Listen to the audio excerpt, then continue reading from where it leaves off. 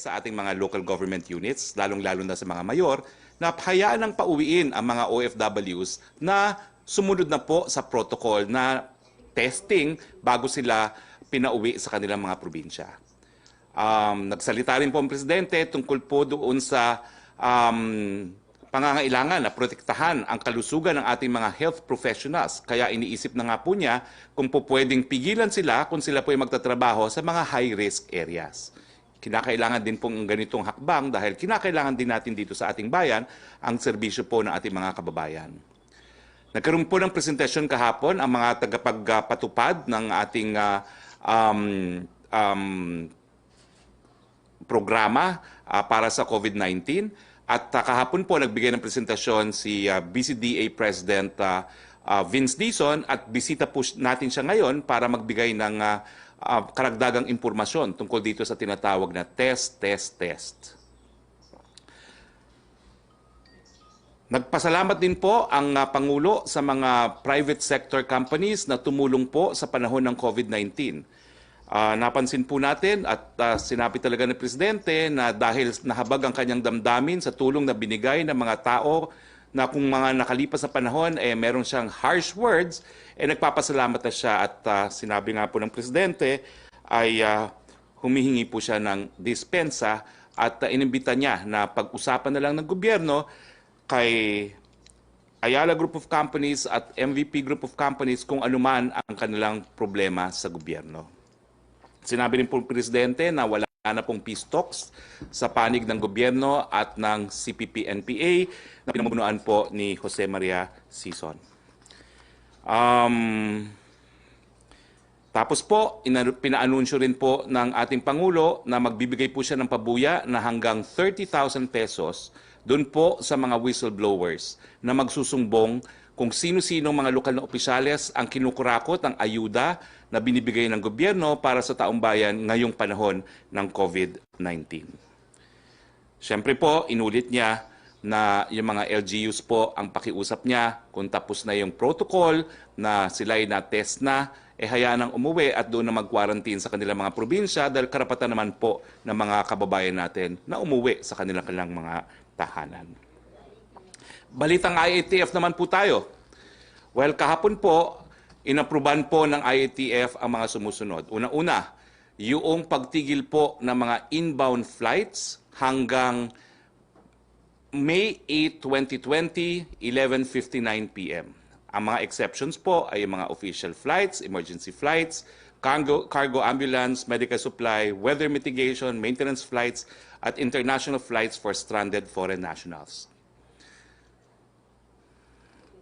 Nagkaroon din po ng pag-approve sa 4 na mega swabbing facilities. At mamaya po, sa ulat po ni Mr. Vince Dizon, ay magsasabi rin siya sa mga developments. Ang 4 na mega swabbing facilities po ay sa Enduran College sa Taguig, ang Philippine Arena sa Bulacan, ang Mall of Asia in Pasay at ang Palacio de Maynila dito po sa siyudad ng Maynila. Pagkatapos po ay nagkaroon din po ng scaling up ng testing capacity sa Mindanao at mamaya nga po hahayaan ko na si Mr. Vince Dizon mag-ulat tungkol doon sa TTT program ng ating gobyerno.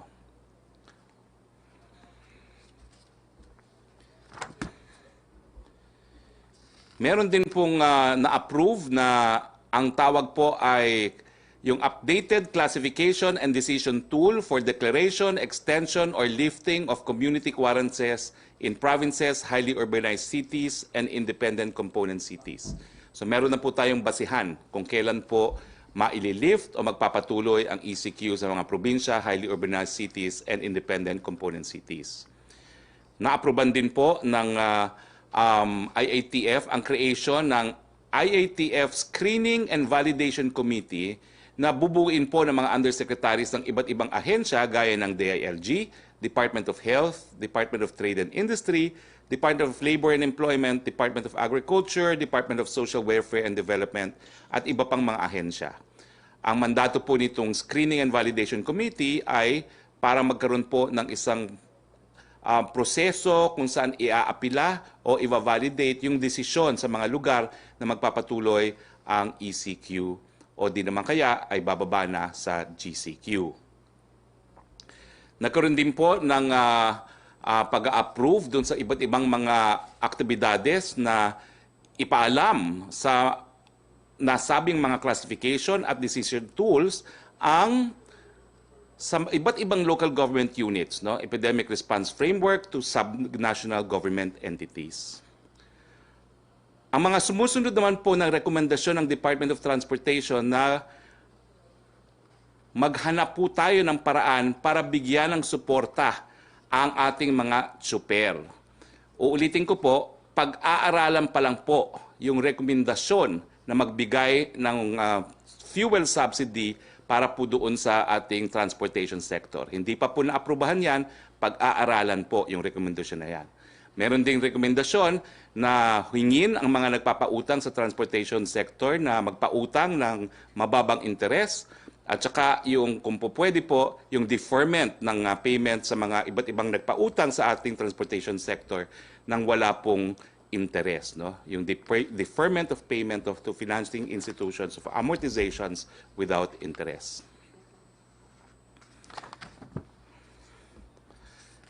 Nagkaroon din po ng approval yung guidelines and quarantine and testing of repatriations as presented by the Department of Health. Ano ho ngayon ang ating patakaran? Lahat po ng Pilipino, pagdating sa airport o sa puerto, kinakailangan mag-PCR test. Habang inaantay po ang resulta ng PCR test, kinakailangan po manatili sa facility quarantine. Pwede po na manatili yung ilan sa ating mga Wihilas One Center, pero karamihan po ng OFW, babayaran po ng OWA ang kanilang quarantine.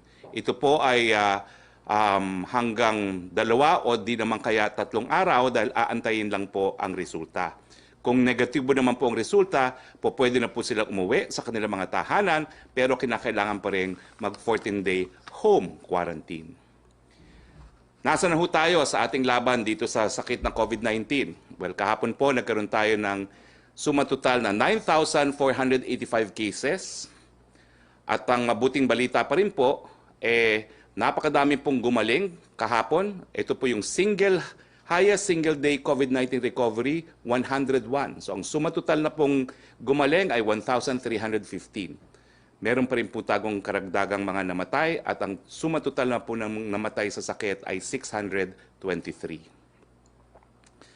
Ito po makikita natin sa graph neto na hindi naman po masyadong pagtumaas ang mga bagong kumpirmadong kaso ng COVID-19.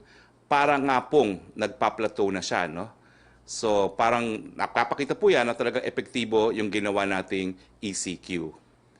Ito namang slide na pong to yung mga namatay sa sakit.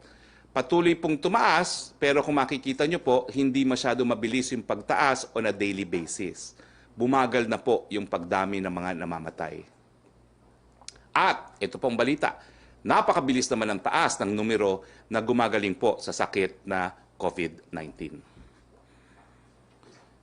Mga iba pang bagay, pinirmahan po kahapon ang Executive Order 113 na nagpapataw ng karagdagang 10% buwis sa imported crude petroleum oil and refined petroleum products. Kaya naman po ginawa ito dahil napakababa po ngayon ng presyo ng langis at iba pang mga fuel products. Sa katunayan po, ang ating gasolina ngayon, ang naging decrease, no? Ang decrease po sa presyo, napakalaki po na naging pagbaba ng presyo ay 14.99 per liter sa gasolina, 17.53 per liter for diesel, at 22.82 liter for kerosene.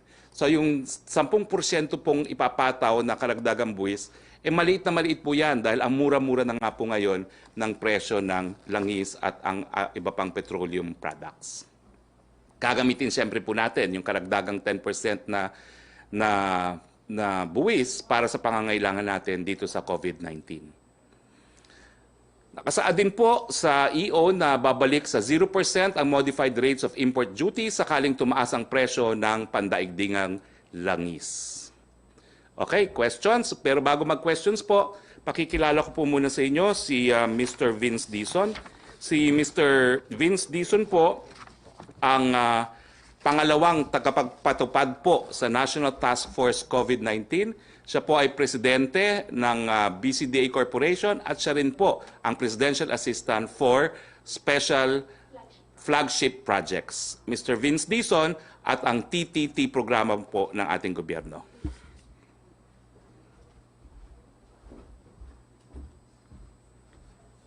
Magandang hapon po.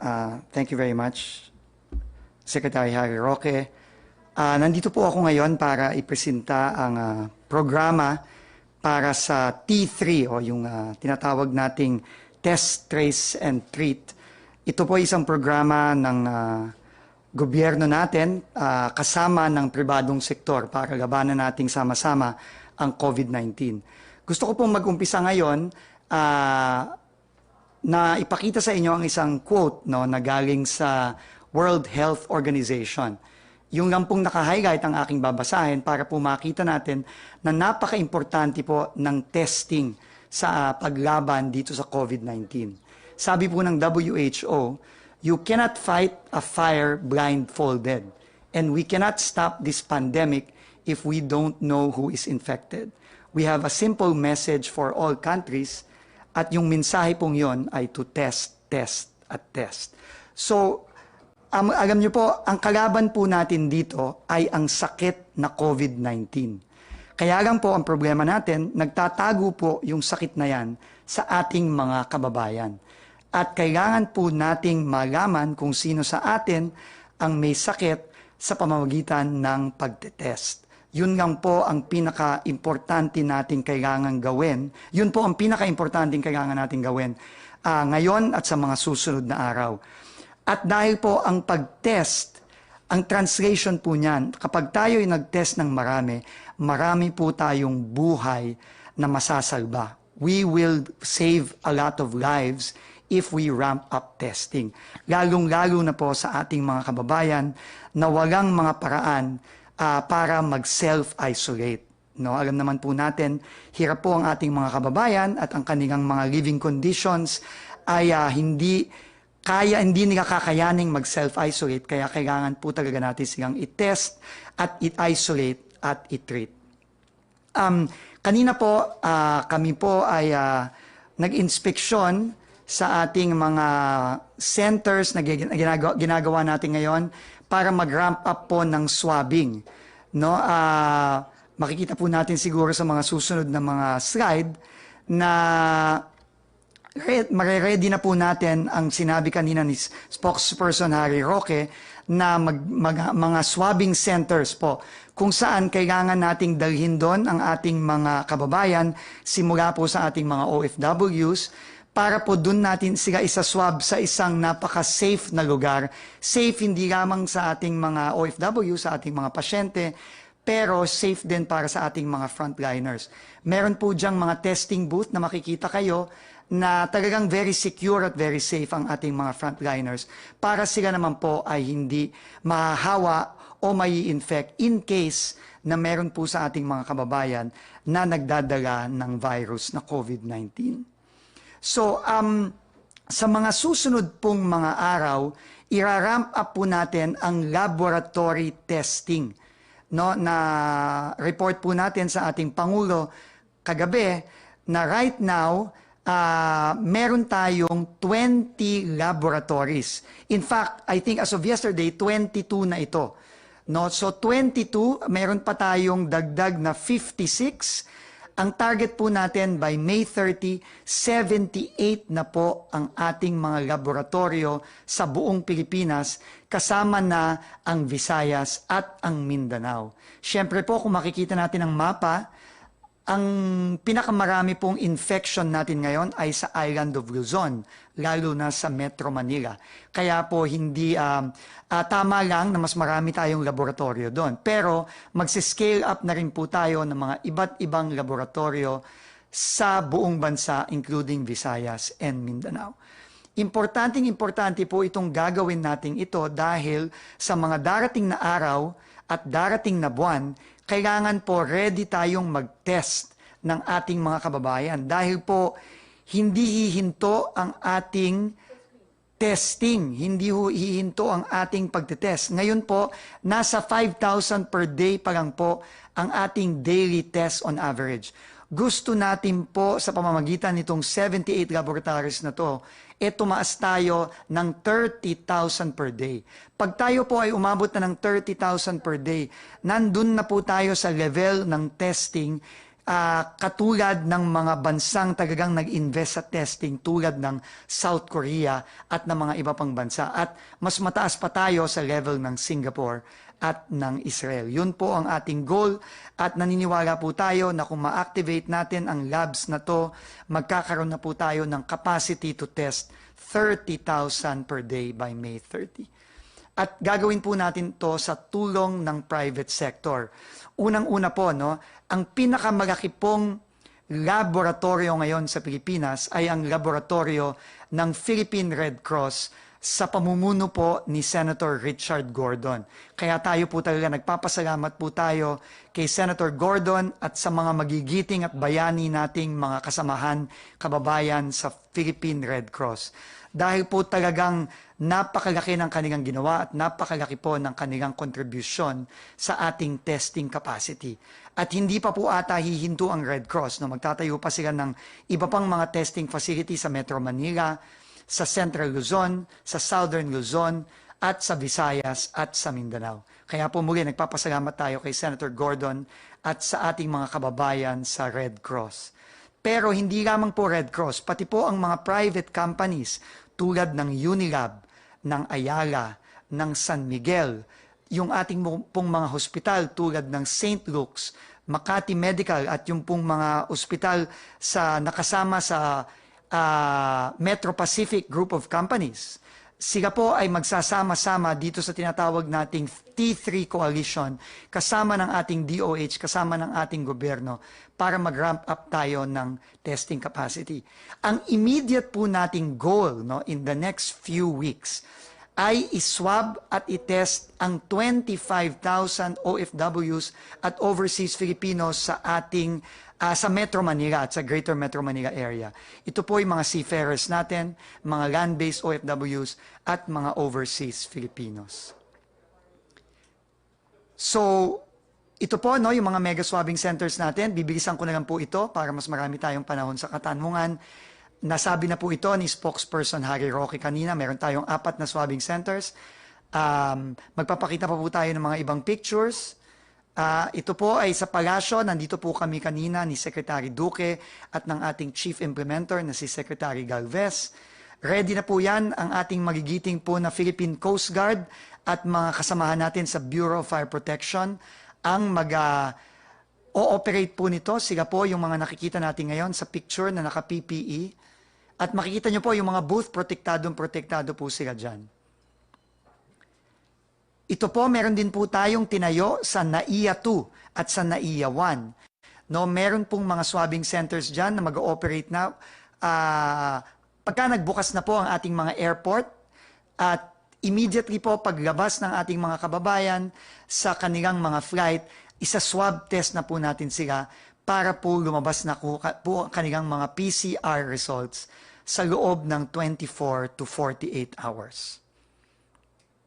At syempre po, yung ating mga quarantine centers, nakita nyo na po ito. Ito ang Philippine Arena. Ulit po, nagpapasalamat tayo sa Iglesia ni Cristo, sa kanilang generosity, at sa lahat ng mga private sector partners na talagang tumulong po sa ating mga quarantine sites at sa ating mga swabbing facilities. Sa mga swabbing facilities po natin, nagpapasalamat po tayo sa Manila Bulletin Group, sa SM para sa paggamit ng MOA Arena, at sa Udena Group po para sa paggamit ng Enderan. No, at syempre po ang Razon Group at ang Ayala Group of Companies sa kanilang donation sa paggawa ng mga facilities na to at sa lahat ng mga testing booths na gagamitin natin sa mga swabbing centers na ito. So yun po, maraming pong salamat at ibabalik ko na lang po kay spokesperson Harry Roque. Maraming po salamat sa ating lahat at sa ating mga partners sa T3 Coalition. Thank you very much. Thank you, Presidential Assistant Vince Dizon. Bago po tayo tumanggap ng questions, lilinawin ko lang po, pasensya na po, nabulol. Ang ibig sabihin ko kanina po sa datos ng mga namatay, bagamat dumadami po ang namamatay, napabagal na po natin yung numerong namamatay on a daily basis. Pasensya na po, nabulol. Now, Trish Terada of CNN. Sir, good afternoon po, Secretary and Sir Vince. My question is about po doon sa testing centers. Since our target is to have 78 testing centers by the end of May, this means we will also need more people for these testing centers. At this point, sir, how are we going to secure manpower considering na kulang na po yung health workers natin and may mga nagkakasakit? How are we going to have people making sure that they are safe as well in conducting the swabbing and testing po? Okay, si Mr. Vince Dizon po ang sasagot. Thank you very much. Alam niyo po ngayon, nagtawag na po tayo ng tinatawag nating clarion call. No? Ito ay panawagan sa lahat ng ating mga kababayan, lalong-lalo na sa mga involved sa medical profession, ang ating mga medical professionals, pati po ang mga nag-aaral, no? Kasi po nagtawag na po tayo in fact sa ating mga universities para ihid ang call para sa mga swabbers at iba pong mga magbo-volunteer para po tulungan tayo dito sa ating napakalaking operation sa testing. In fact, kahapon po si Executive Secretary Salvador Medialdea ay nanawagan na rin po sa lahat ng mga kawani ng pamahalaan na mag-volunteer na po. Lahat po ng mga ahensya ng pamahalaan ngayon ay tinatawag na para po sumama at tumulong sa effort natin na ito. Hindi lang kasi swabbers ang kailangan natin, no? Kailangan natin ng mga encoders, kailangan natin ng mga barcoders, kailangan natin ng mga iba't ibang mga volunteers para po tumulong sa napakalaking operasyon na ito sa ating napakalaking testing operation na gagawin natin sa loob nitong buwan ng Mayo at tuloy-tuloy na po ito hanggang sa mga susunod na buwan. Sir, I understand from how it looks like we're getting volunteers who are, of course, not trained experts. Sir, how are we going to make sure that they are protected? Kasi po, di ba, sa case nga po ng RITM, yung mga nasa testing, laboratory facilities, at least 40 were infected. How can we make sure, sir, na hindi, or at least mapoprotektahan itong mga volunteers natin, especially they're more exposed now to possible COVID cases? Napakaganda po nung tanong. No? Napaka-importante po para sa ating Pangulo at sa ating gobyerno ang health at kapakanan ng ating mga frontliners at lalo na yung ating mga health workers. Dito nga po, dun sa nakita niyong mga facilities na tinatayo natin, nag-invest po talaga tayo at nagpapasalamat tayo sa private sector na tumulong sila sa pag-provide para sa ating mga health workers nung mga testing booths. Nung pong mga nakaraang araw, ang mga swabbers po natin ay walang ganitong klasing mga facilities, no? At mas prone po sila dahil po kung wala kang testing booth, mas meron kang contact sa ating mga magiging pasyente. Pero now with the testing booths, meron pong plexiglass wall na nagse-separate sa ating mga health workers at sa ating mga pasyente. Unang-una po yon. Ikalawa po, syempre po, nandyan po ang tuloy-tuloy na pagbigay natin ng mga personal protective equipment sa ating mga frontliners at lahat ng mga magtatrabaho sa mga facilities nating tulad nito. At sila po ay nagro-rotate na po ngayon, no, into shifts, no? Hindi sila pwedeng tuloy-tuloy. Meron po tayong shifting na 6 hours. After every 6 hours, magpapalit po para makapagpahinga po ang ating mga health workers. At every 2 weeks po, kailangan silang mag-quarantine. At may magpapalit pong panibagong team na magre-relyebo sa kanila. At after 2 weeks na naman, magka-quarantine po yon. So, we are exerting all efforts po na protektahan po ang ating mga frontliners. At nagtitiwala po tayo sa sistemang ito na dinevelop ng ating Department of Health. Sir, last about the testing center. Since target po siya by the end of May, does this mean that there's a possibility na since hindi, I mean, May 15, pa lang tayo, possibility po ba na ma-extend pa yung ECQ or can the government already ease the restrictions come May 15 or mangyayari pa po ba yan after ma-meet natin yung target na 30,000 testing capacity po? Pasensya na po tayo at wala po ako sa posisyon na magsabi ng ganyan. Ang desisyon po na yan ay irerekomenda po ng ating IATF based sa kanilang very clear parameters kung kailan dapat mag-transition from ECQ to GCQ. Mangyayari po yan, pero ang IATF po ang magre-recommenda niyan at ang presidente po ang magdidesisyon. Ang ginagawa lang po natin ngayon ay binibuild up po natin ang ating infrastructure para mag-test at para mag-isolate at mag-treat. Yan po ang kinakailangan natin, hindi lamang dahil dito sa deadline natin o date ng pag-desisyon ng ECQ sa May 15. Pero ginagawa po natin yan dahil alam natin ang COVID-19 ay hindi po matatapos sa buwan ng Mayo, hindi matatapos sa buwan ng Hunyo. Malamang po ito'y tatagal pa, kailangan po nating maghanda at i-prepare itong infrastructure na ito sa mga darating na buwan. Thank you, Sir Vince. Siguro my question, sir, is for Secretary Roque. Yes. Sir, yun po, napag-usapan po ba ng IATF kung possible pa pong ma-extend yung ECQ until we meet the target of having 78 testing centers by the end of May? Well, ang desisyon nga po ay sang-ayon doon sa bilis ng pagkalat ng sakit at saka yung ating capacity to provide medical attention. No? Ang tingin ko it's too early to come up with any conclusion, but they have come up already with clear guidelines that will be applied in making the decision kung magtutuloy po ang ECQ o hindi. Yan po yung na-approvean din kahapon. No? So, tignan po natin ang datos sa mga darating na araw. Sir, yung sa second tranche po ng SAP, kailan po kaya most likely may implement yun considering na very late in the game na po tayo dun sa distribution ng first tranche and we're at the point na hinuhuli pa po natin kung sino yung mga corrupt officials stealing government aid po? Well, sa totoo lang, hindi ko pa masasagot ngayon yan. Inaasahan natin na mapapadistribute natin ito at the soonest time possible. Pero inaamin nga po natin na yung first tranche ay hindi pa nga po completely na ibibigay sa ating mga kababayan. Hayaan nyo po, anyway, parating naman po yan, magagamit din. No? But we promise you that we have learned from the earlier experience of distributing the first tranche and we will definitely be more efficient in distributing the second tranche. Thank you, Rocky? sir. Okay, Secretary, questions from dalawang tanong ni Francis Wakefield of Daily Tribune. What's the basis under the law that the simple letter or notice from Congress can grant NTC the legal right to extend a franchise which under the law must be approved and passed by Congress, signed by the President?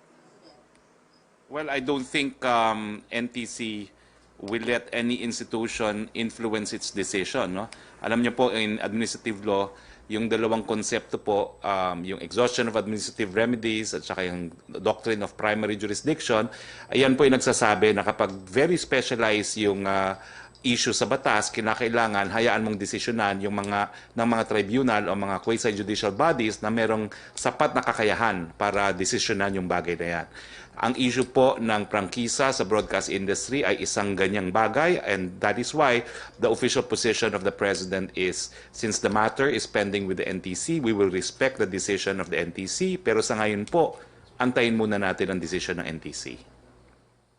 Okay, from Francis Wakefield pa rin po ng Daily Tribune, for a long period or at least from 1996, a broadcast giant ABS-CBN Corporation operated under an American head and its chairman and controlling stockholder Eugenio Lopez III in violation of constitutional provisions barring foreigners from controlling local media companies. Thus, Jose Calida's statement noted when ABS-CBN Corporation's franchise was approved on 30 March 1995 through Republic Act 7966, Mr. Lopez, in strict terms, was an American citizen, which was another violation of our nationalization laws. The Office of the Solicitor General noted that despite being recognized as a Filipino in 2001, Mr. Lopez continued to use his American passport as shown by the list of travel records dated March 3, 2020, issued by the Bureau of Immigration of BI, which control number 200-34520.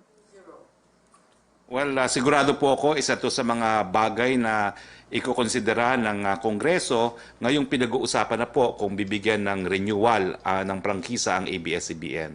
So kung sa tingin po ng Kongreso na makaka-epekto sa decision nito, I'm sure they will consider it. No? So we leave that matter to Congress because they are the ones, they are the only ones who can decide on whether or not ABS-CBN should be given a renewal of its franchise. Si Maricel Halili ng TV5. Hi sir, magandang hapon po. Magandang hapon po. After President Duterte asked for an apology to the Ayalas and Mr. Pangilinan, what will happen po dun sa issue ng water concessionaires ng Maynilad and Manila Waters? Well, alam niyo po, batas naman ang umiiral dyan, no? So I am sure the legal studies and legal examination will proceed. But we're expecting po na mas malakas po ngayon ang partnership ng gobyerno at ng pribadong sektor sa mga bagay-bagay na importante ngayong panahon ng COVID-19. Ang sabi nga po ng Presidente, pwede naman pag-usapan po siguro yung mga ibang issues. No? Pero sa ngayon, nagpapasalamat siya sa tulong ng mga pribadong kumpanya sa taong bayan ng panahon ng krisis. Sir, paglilinaw lang po tungkol doon sa amelioration program because yesterday po, Yusek Malaya of DILG said na hindi na raw po kayang umabot ng additional 5 million dun sa first tranche. So most likely sa second tranche na daw po siya makakabilang. Can you confirm this, sir? Ano po yung naging decision ng IATF? Ang decision po ng IATF, bigyan ng 23 million na Pilipino. Whether be it sa first tranche o sa second tranche, doesn't matter.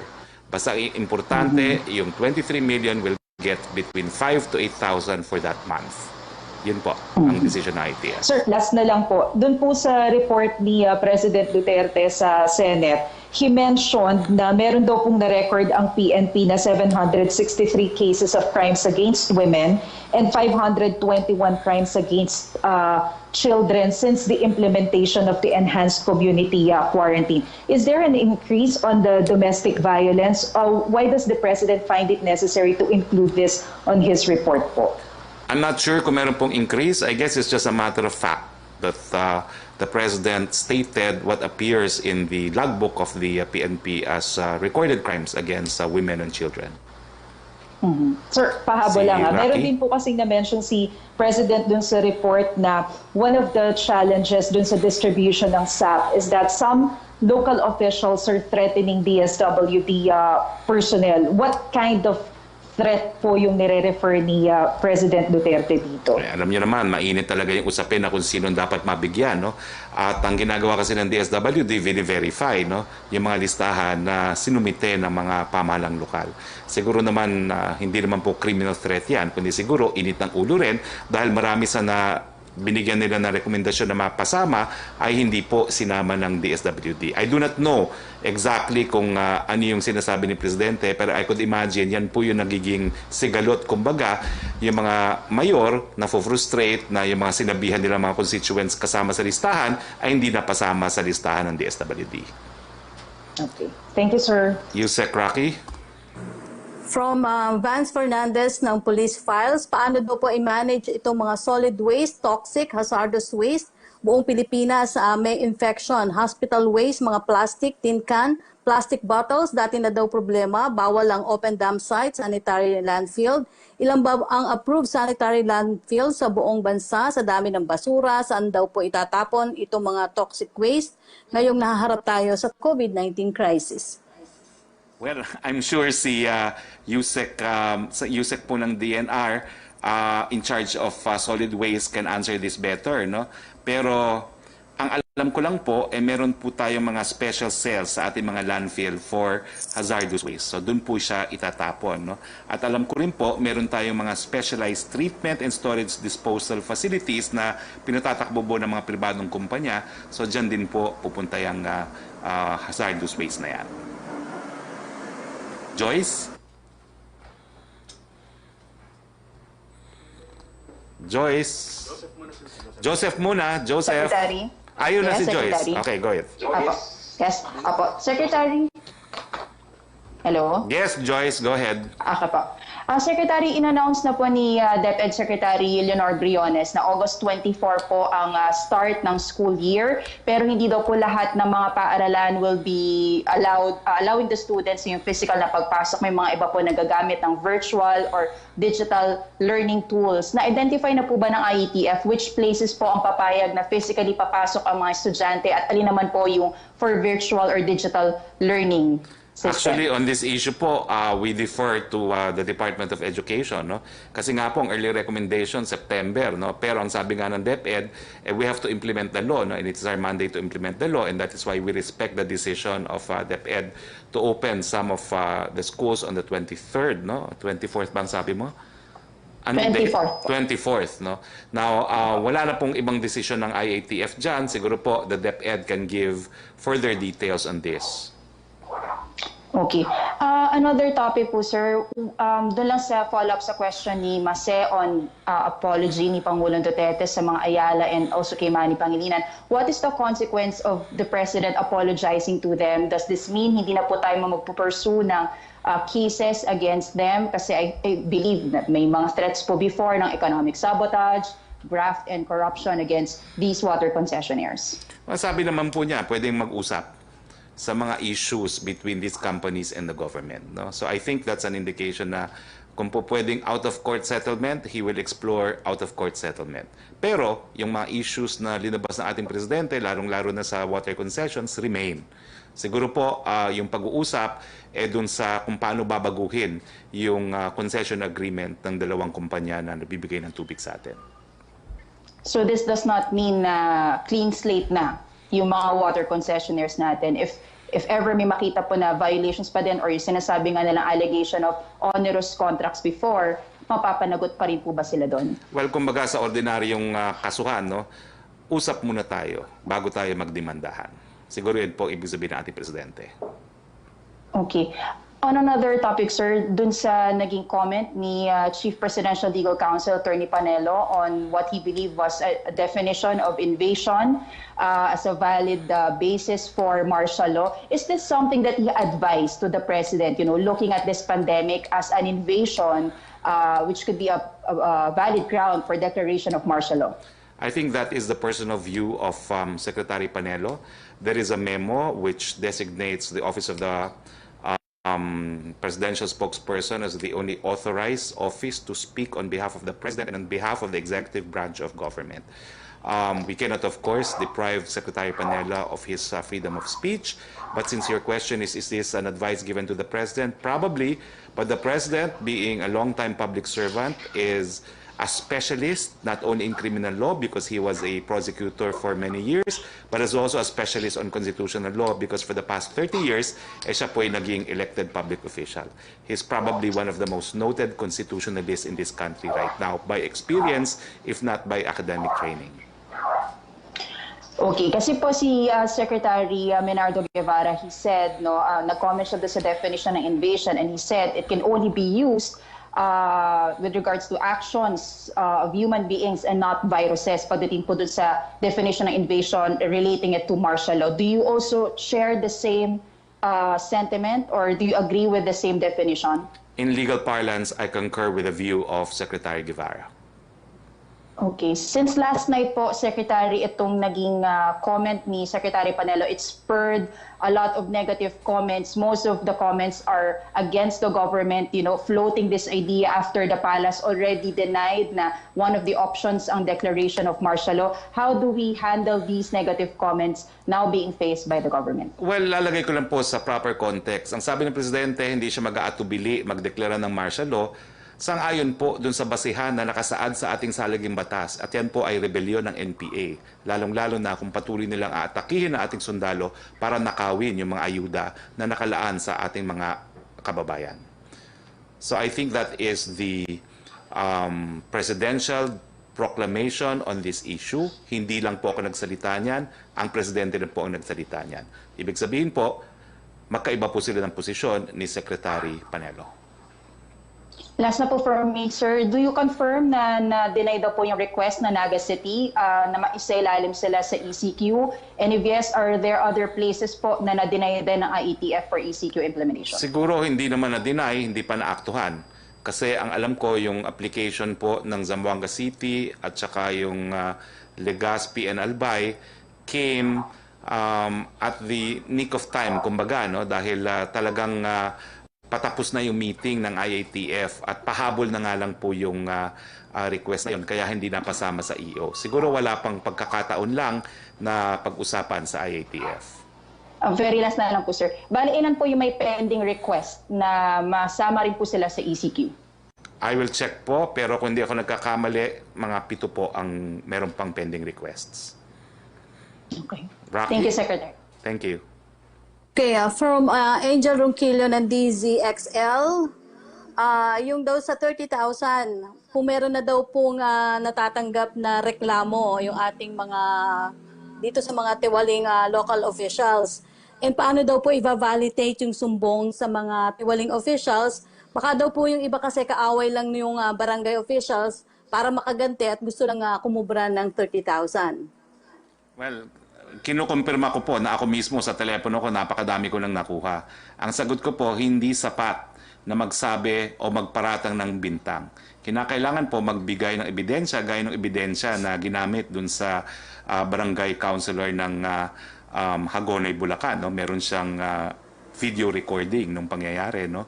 So, kinakailangan po gumawa rin ng complaint affidavit. Kung ito po ay isang criminal complaint, isubmit po ang inyong complaint affidavit sa pinakamalapit na istasyon ng pulis o di naman kaya sa NBI. Kung administrative naman po ang reklamo, isumitin nyo po yan sa pinakamalapit na tanggapan ng DILG. At gaya ng sinabi ng Presidente, pwede nyo rin pong itawag sa 8888. Hindi po sapat na nagsusumbong lamang, kinakailangan magsumiti po ng ebidensya dahil ang pabuya po ay doon sa mapapatunayang tama po ang paratang. Hindi lang po magpaparatang, kinakailangan patunayan. Yes, Joseph Morong.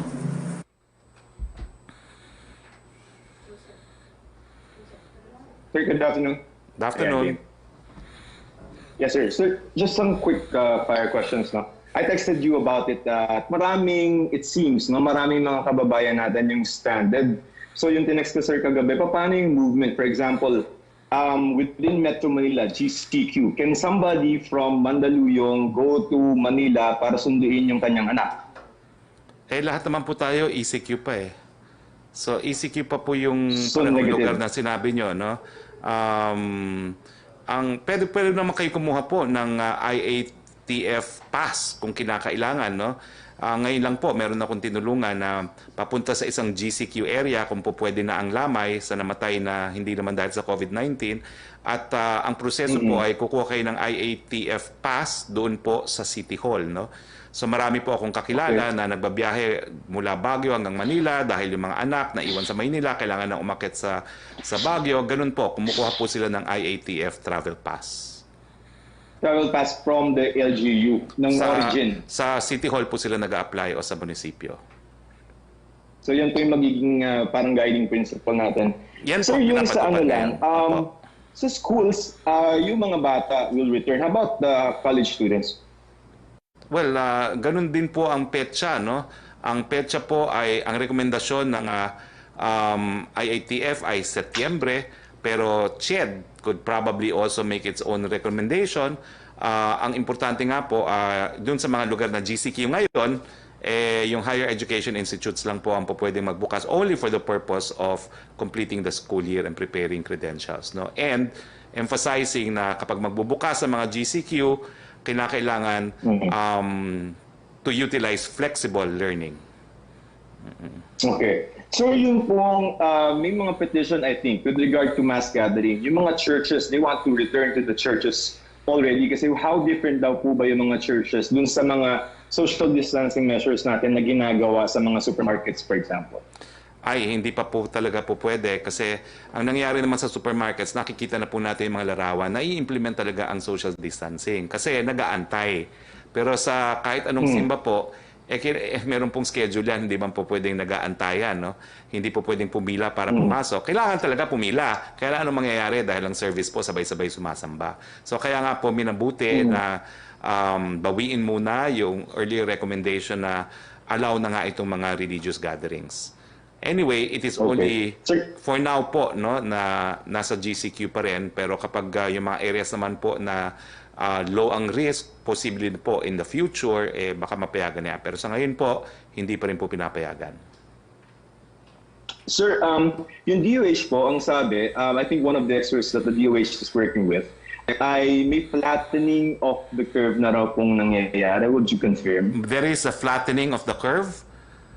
Yun ang, Opo daw. yes, that's the declaration of Yusek Vergere, and of course, she is a medical doctor and I'm not, so I defer to her, no?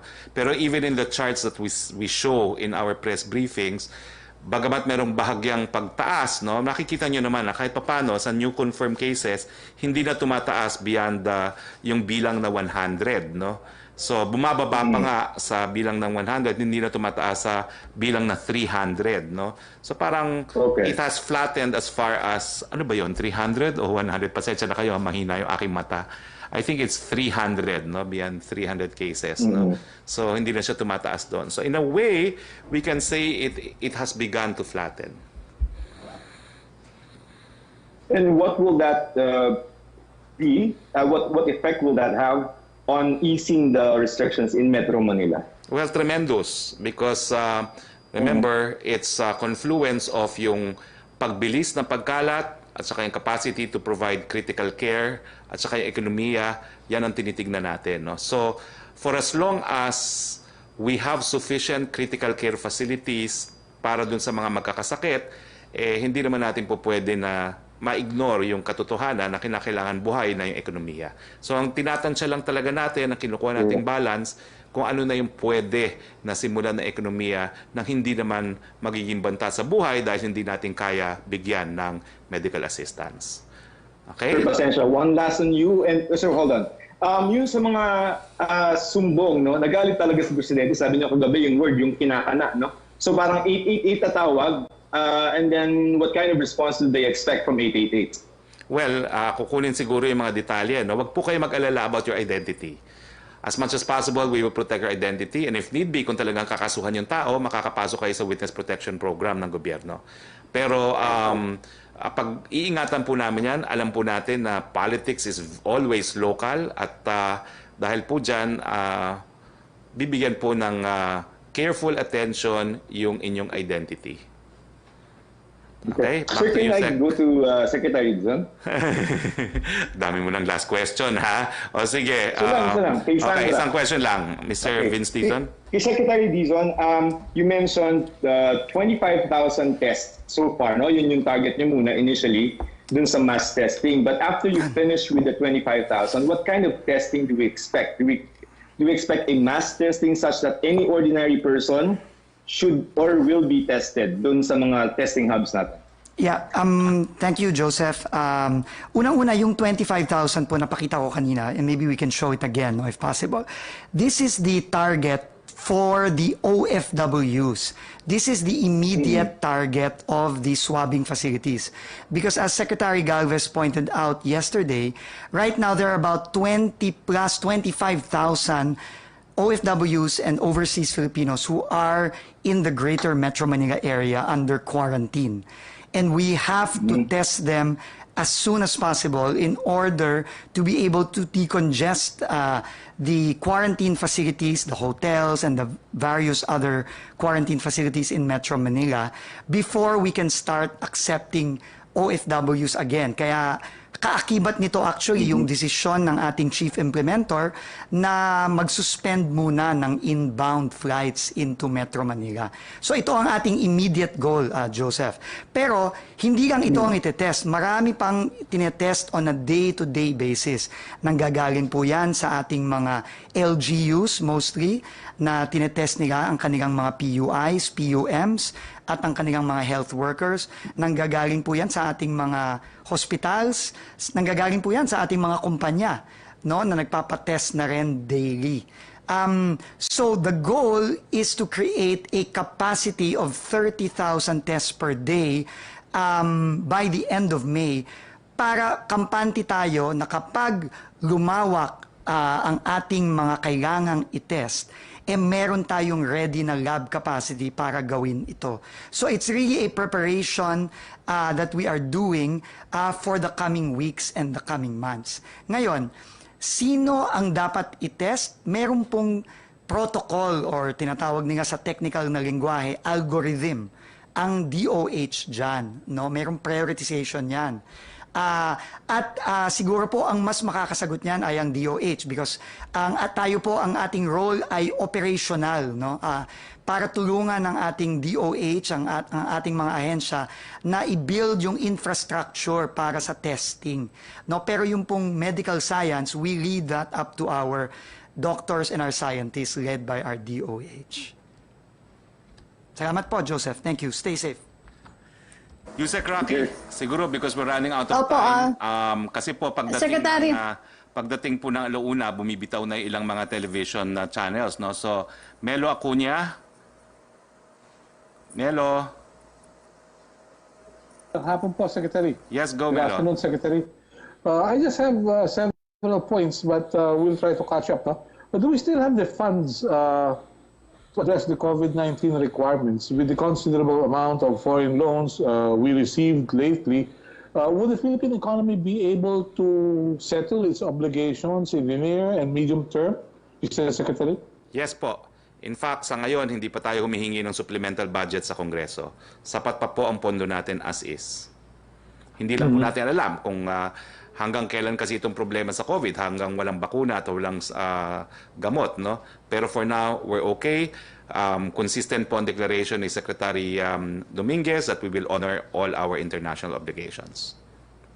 Yeah, the Secretary Roque and Secretary Dizon, it was earlier reported that the government will purchase about 3.3 billion pesos worth of polymerase chain reaction-based test kits to further expand its testing capability. Now, where will these test kits come from? During emergencies like this, will the government still subject the purchase to bidding? Are there interested suppliers? Secretary Dizon, please. Thank you very much, sir. The purchases were already made based on the recommendations of Secretary Galvez, our chief implementer, and of course Secretary Duque. And I think these are already been, the procurement is already commenced through the efforts of the DBM procurement service. And I think the first batch, several batches have already arrived. I'm just not familiar yet with the exact details. We will get back to you on that po. Pasensya na po, no? We will check the details of how many have arrived and how many are coming in. Yeah. But that's very important po, no? Because the test kits really are in high demand all over the world because of the global demand for these RT-PCR test kits. But I think we already have agreements with several suppliers from various sources all over the world. Yes. What about PCR machines, Mr. Secretary? Yes. So, like I said po earlier, there is currently a private and public partnership effort to beef up our laboratory capacity, and this includes the various machines necessary for the laboratories. These are the PCR machines as well as the RNA extractor machines, no, and other equipment necessary. So it's really a bayanihan effort, sir, to really bring all of these labs online. But the government is very critical because it is the government that accredits these facilities. And we need to accredit them very strictly because of, obviously, these are biosafety issues that need to be complied with, no? But it is the commitment of the government to really facilitate and handhold all our private sector partners to go through these accreditation processes quickly without sacrificing the biosafety measures that need to be in place. Yeah. Thank you very much, Mr. Secretary. Thank you. Very much, Secretary Roque. Thank you. Okay, Rocky, last 2 to 3 questions, please. Pakibasa na Oh, siguro pero lahat yung, ng questions para masagot na. Yes. Secretary, ito naman, follow-up lang ni Rose Novenario sa hataw. Composition daw po ng Malacanang yung coronavirus invasion na sinabi ni Secretary Panelo. Hindi nga po. Inulit ko na po. May memorandum circular na po na sinicentralize po sa Office of the spokesperson, presidential spokesperson, ang communication po natin. personal opinion po yan Opo, ni Secretary bakit- Panelo. Bakit daw po sa Maynila, 17 barangays lamang sa mahigit 800 barangays ang kasama sa SAP, gayong mayorya sa populasyon ay may hirap? Bakit po yung iba ang nangyayari sa mga barangay sa sinasabi ng Pangulo na lahat ng mahihirap ay mabibigyan sa ilalim ng SAP? Siguro po mabagal lang talaga o nahihirapan magbigay ng ayuda kasi nga po bawal ang pagtipon-tipon dahil sa social distancing. Pero lahat po ng mga barangay, sigurado po ako dyan, merong qualified beneficiaries sa SAP. Lalo na po ngayon na dinagdagan pa natin ng 5 milyong additional beneficiaries. From Sam Medanilla ng Business Mirror, kung may update daw po from DBM on the uncommitted funds which the government could tap for its COVID response, and is there already an amount for the supplemental budget na ni-request ng President Duterte from Congress? The deadline was April 30 and I inquired from Secretary Wendell Avisado kung meron ng suma total. Wala pa po, kinokulate pa nila. Pero for now, wala pa po silang hinahandang supplemental budget. Okay pa po, as is where is.